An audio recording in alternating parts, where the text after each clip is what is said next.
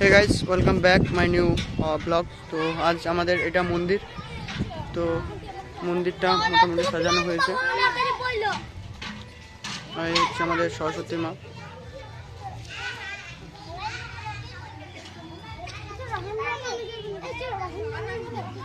এটা আমাদের প্যান্ডেল মোটামুটি যেমন পেরে সাজিয়েছি।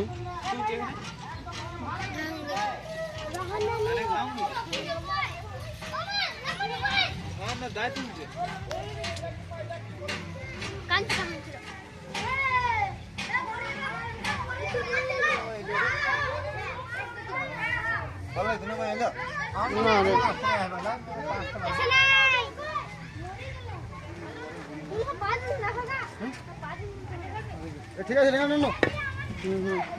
কাটলি তুই